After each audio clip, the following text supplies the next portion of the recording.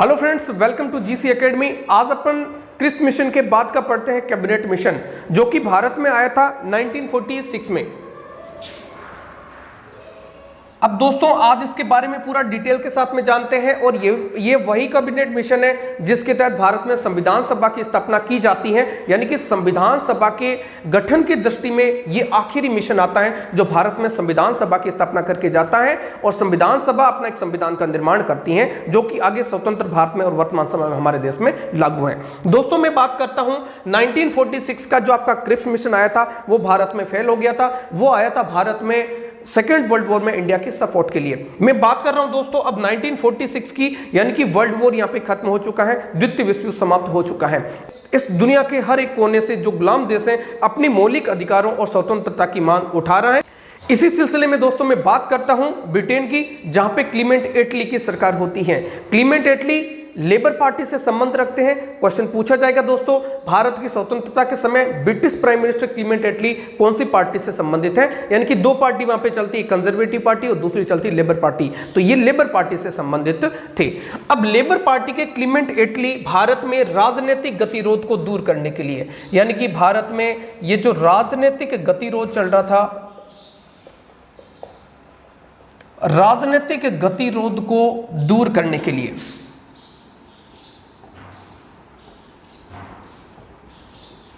कौन से ईयर की बात कर रहा हूं दोस्तों मैं, ये आपकी 22 जनवरी, ये डेट याद रखना है, 22 जनवरी 1946 को, यानी कि इसी डेट को कैबिनेट मिशन भारत में आया था।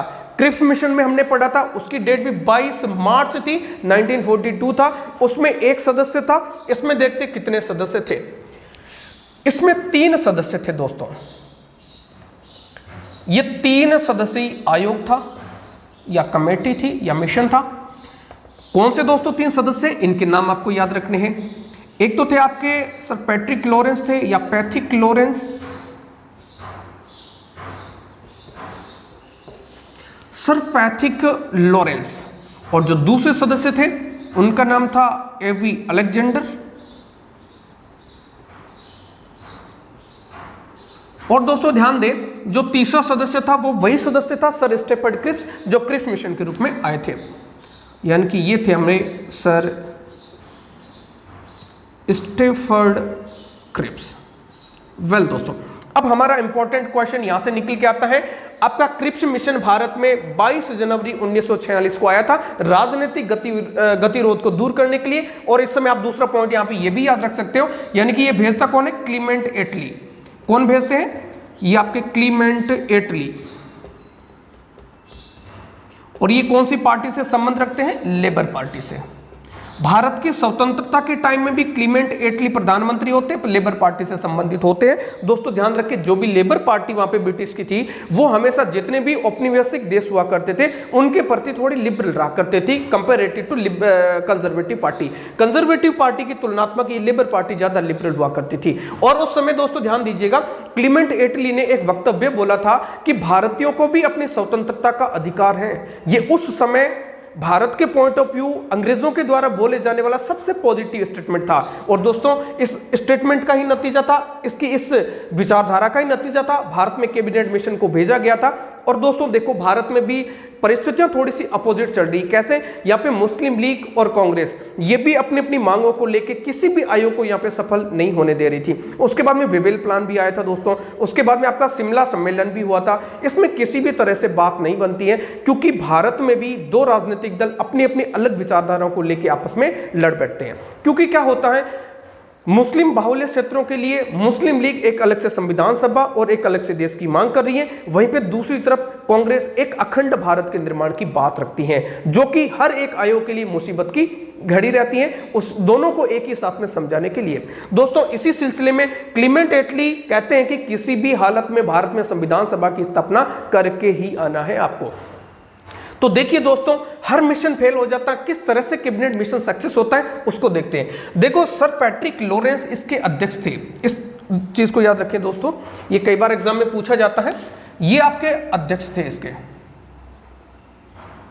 इसका क्वेश्चन क्या पूछा जाता है कि निम्न में से कौन सा कैबिनेट मिशन का सदस्य था या नहीं था? तो इस तरह से ये 3 सदस्य कैबिनेट मिशन के सदस्य थे और उनमें अध्यक्ष की बात करें वो थे आपके पैट्रिक लॉरेंस। क्वेश्चन आ जाएगा, निम्न में से कौन सा कैबिनेट मिशन का अध्यक्ष था? और उनमें से एक किसी और व्यक्ति का नाम है, लॉर्ड लेलेथ को जैसे ऐड कर दिया, किसी एक व्यक्ति का नाम ऐड कर लेंगे और इनमें से आपको पिक आउट करना कि कौन सा कैबिनेट मिशन का अध्यक्ष था। देखो दोस्तों ध्यान दें, थोड़ा ट्रिक भी बता देते हैं। लॉरेंस नाम लॉयन टाइप का लगता है ना, लॉरेंस लॉयन, यानी कि लॉयन राजा होता जंगल का, उसी टाइप से इस मिशन का भी ये लॉयन या लॉरेंस इसका अध्यक्ष था। इस तरह से इसको याद रख सकते हैं। ओके दोस्तों, अब इतना समझ में आ गया। क्लीमेंट एटली के कहने पे 22 जनवरी 1946 को भारत में कैबिनेट मिशन आता है और संविधान सभा की स्थापना करने के लिए, और इनका फ्यूचर प्लान था भारत में सत्ता का ट्रांसफर कर देना। अब दोस्तों अपन अगली कड़ी में बात करते हैं कि इनके क्या प्रावधान थे, इन्होंने क्या प्रावधान भारतीयों के समक्ष रखे थे और उसी प्रावधानों के अकॉर्डिंग ही भारत में संविधान सभा का गठन हुआ था। अगले क्लास में अपन पढ़ेंगे यानी कि भारतीय संविधान सभा का गठन, तो वो गठन पूरा का पूरा किस बेस्ड होगा? वो आपकी कैबिनेट मिशन बेस्ड होगा, यानी कि कैबिनेट मिशन के तर्ज पे आपकी संविधान सभा का गठन किया जाएगा। इनके प्रावधानों की बात करूं तो इन्होंने पहला प्रावधान रखा था अखिल भारतीय संघ की स्थापना करेंगे।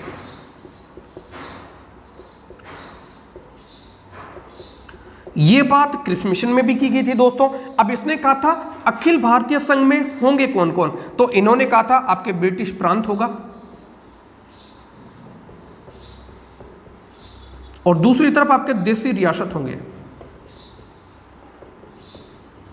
बिल्कुल सही है, यानी कि ये दोनों मिलके आपके एक अखिल भारतीय संघ का स्थापना करेंगे। दोस्तों यहां से एक चीज क्लियर समझ में आ जाती है कि ये पॉइंट मुस्लिम लीग को कतई भी स्वीकार नहीं करने वाली है, क्योंकि मुस्लिम लीग हमेशा चाहती थी कि अखिल भारतीय संघ ना बनके मुस्लिमों के लिए एक अलग से संविधान सभा और अलग से राष्ट्र की स्थापना की जाए। इसके बाद में देखते हैं, इन्होंने कहा था अखिल भारतीय संघ की स्थापना होगी और इन्होंने कहा था संघ के पास में 3 पावर रहेंगे मेनली। कौन कौन से थे? इन्होंने कहा था एक तो रक्षा का, विदेश का और संचार का। ये 3 जो विभाग हैं, ये 3 विभाग मुख्य तौर से किसके पास में ही रहेंगे? संघ के पास में ही रहेंगे। यानी कि रक्षा से संबंधित मामला हो गया, विदेश से संबंधित हो गया, या फिर संचार से संबंधित जो विभाग होंगे वो संघ के पास में रहेंगे, प्रांतों या राज्यों के पास में नहीं रहेंगे। तो क्वेश्चन पूछ लिया जाएगा कैबिनेट मिशन के अनुसार निम्न में से कौन सा प्रोविजन संघ को दे दिया था, और उनमें से एक ऑप्शन दे दिया जाएगा, तो वो आपको पिक आउट करना है। ओके दोस्तों, इसके साथ में अगली बात करते हैं पॉइंट नंबर 2 की। इसमें कहा जाता है कि संघ के पास में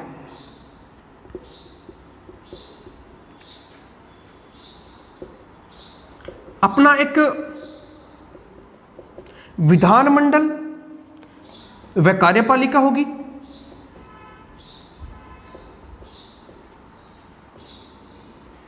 क्या होगा? संघ के पास में एक विधानमंडल होगा और ये कार्यपालिका होगी, और ये किससे मिलके बनेगी दोस्तों? वही सेम चीज आपकी ब्रिटिश प्रांत और देशी रियासत के सदस्य इसमें होंगे।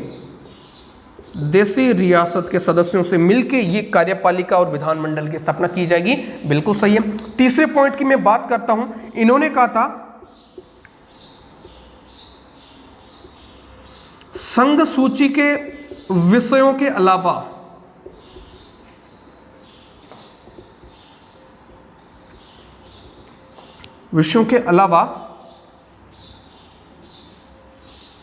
सभी विषय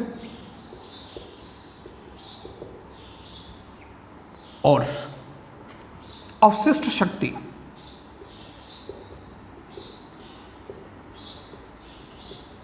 ये जो 2 चीजें इन्होंने जो बोली हैं, यानी कि संघीय सूची के जो सब्जेक्ट हैं उनके अलावा जितने भी सब्जेक्ट बच जाते हैं और जितने भी अवशिष्ट विषय हैं वो हमेशा किसके पास में रहेंगे? प्रांतों के पास में रहेंगे। ये अपने आप में थोड़ी अलग चीज है दोस्तों। देखिएगा कैबिनेट मिशन के अनुसार इसकी व्यवस्था की गई थी, और ये एग्जाम पॉइंट ऑफ व्यू बहुत ज्यादा इंपॉर्टेंट है कि अवशिष्ट शक्तियां कैबिनेट मिशन के अनुसार किसके पास में रही थी? वो प्रांतों के पास में रही थी।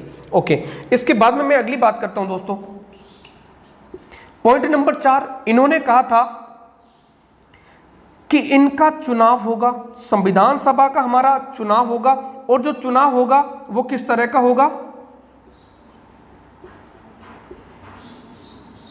अप्रत्यक्ष चुनाव होगा। किस लिए होगा दोस्तों चुनाव? ये जो चुनाव होगा भारत में संविधान सभा की स्थापना के लिए।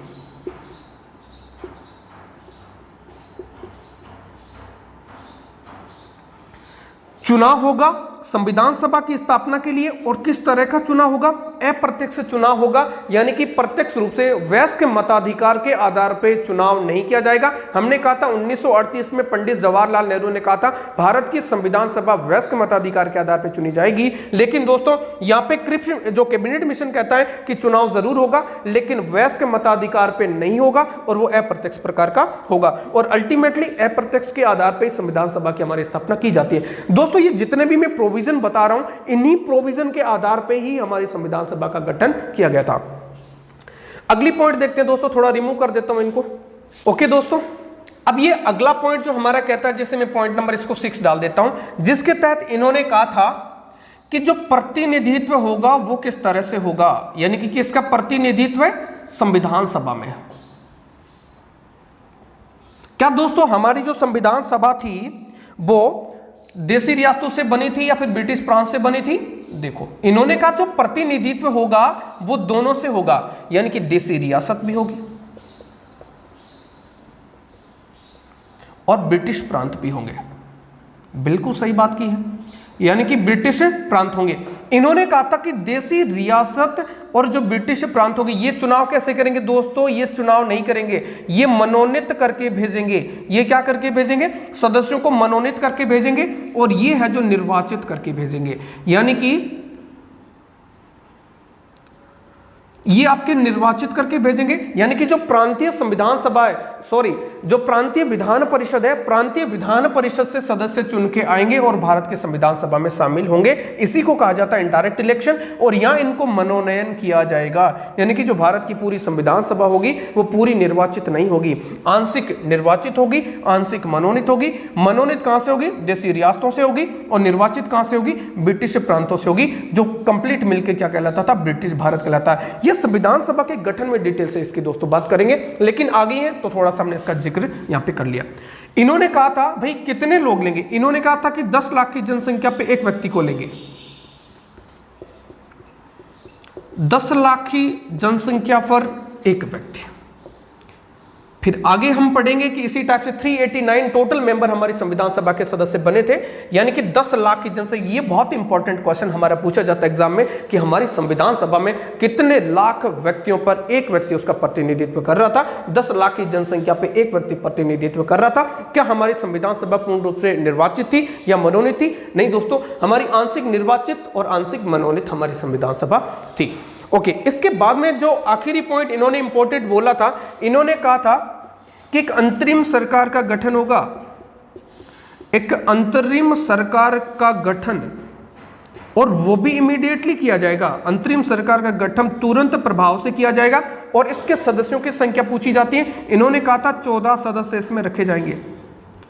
14 सदस्यों का डिस्ट्रीब्यूशन भी पूछा जाता है। देखो इन्होंने कहा था कांग्रेस के 6 सदस्य होंगे, कांग्रेस के 6 सदस्य होंगे, मूली के यानी कि मुस्लिम लीग के 5 सदस्य होंगे। इसके बाद में इन्होंने कहा था जो सिख होंगे वो 1 होगा, भारतीय ईसाई जो होगा वो 1 होगा, और जो पारसी होगा वो 1 होगा।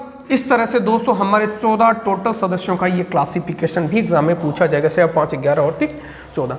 तो इस तरह से दोस्तों ध्यान रखिएगा, ये 14 सदस्य इंटरिम पार्लियामेंट की स्थापना, इंटरिम गवर्नमेंट की स्थापना की जाएगी। और जब तक हमारा संविधान का निर्माण नहीं हो जाता दोस्तों, तब तक ये आपकी जो इंटरिम गवर्नमेंट है ये अपना काम सुचारू रूप से चलाती जाएगी। और इस तरह से कैबिनेट मिशन का प्रोविजन भारत में रखा गया था। दोस्तों ध्यान दें, इसी कैबिनेट मिशन के प्रोविजन के अकॉर्डिंग ही भारत में कॉन्स्टिट्यूएंट असेंबली की स्थापना की जाती है, जो आगे चल के भारत के संविधान का निर्माण करती है। कल वाले लेक्चर में दोस्तों हम पढ़ेंगे कि भारत की संविधान सभा का गठन किस तरह से संविधान कैबिनेट मिशन के बेस पे किया जाता है, यानी कि कैबिनेट मिशन के प्रावधानों के अकॉर्डिंग किस तरह से हमारी संविधान सभा बनती है। 389 मेंबर पढ़ेंगे। 389 मेंबर में देशी रियासतों से कितने थे, प्रांतों से कितने थे, चीफ कमिश्नरी एरिया से कितने थे, फिर इनके इलेक्शन होता है, कौन सी पार्टी कितनी सीटें मिलती हैं, प्रत्यक्ष कार्यवाही दिवस के रूप में किस तरह से मुस्लिम लीग इसकी बाइकआउट करती है, और संविधान सभा की किस तरह से पहली, दूसरी, तीसरी मीटिंग और पूरे संविधान की स्थापना, पूरे संविधान के गठन का काम चलता है। मीनवाइल कैसे माउंटबेटन प्लान आता है और भारत में भारत और पाकिस्तान नामक के 2 नए राष्ट्रों का विभाजन हो जाता है। दोस्तों आने वाली अगली क्लास में अपन इस चीज का स्टडी करेंगे। थैंक यू सो मच दोस्तों, हमारे साथ में बने रहने के लिए थैंक यू सो मच।